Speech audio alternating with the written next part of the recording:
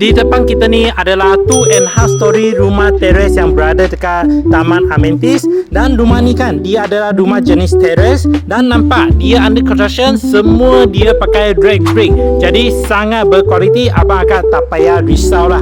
Okay, so rumah ni adalah individual title. Nanti depan rumah dia akan ada gate. Depan rumah ni boleh park 2 kereta dekat car porch area. So selling point untuk rumah ni kan, dia mempunyai private garden. Keyword rumah ni adalah rumah jenis intermediate kan, dia pegang corner still dia ada private garden dekat sini. So keluasan adalah dekat 10 kaki kali around 20 kaki.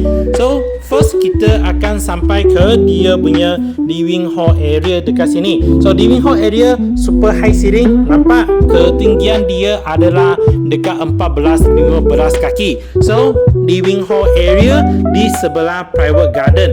Bila kita jalan terus akan sampai ke dia punya dining area, boleh muat 6 seater, 8 seater pun boleh.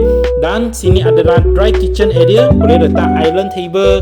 Belakang of course adalah dia punya wet kitchen area. So wet kitchen area kita boleh letak sliding door dekat sini. Masa kita masak-masak goreng-goreng boleh kasih tutup.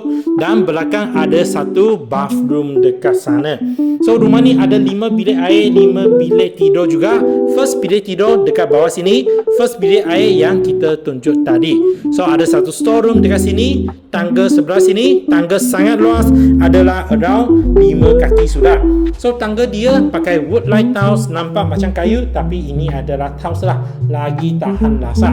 So dekat sini kita boleh nampak dia punya living hall area yang super high ceiling, car porch dekat depan dan juga dia punya private garden sebelah sini. So kita continue. Bila kita naik atas sampai first floor, akan nampak dia ada satu family hall area macam Japanese Muji design dekat sini. So family hall area ni ada satu balcony dekat sini. Balcony boleh access pergi ke first floor punya ini extra land area. Okay, dan bila kita balik ke rumah ni, first ada satu bilik tidur dekat sini. Ni bilik tidur pertama yang dekat atas, ada satu ensuite bathroom. Dan bila kita naik atas lagi adalah bilik ketiga dalam rumah ni dengan satu ensuite bathroom dekat sana. Okay, best. Dan paling tinggi ada lagi 2 bilik tidur. Okay, kita naik atas.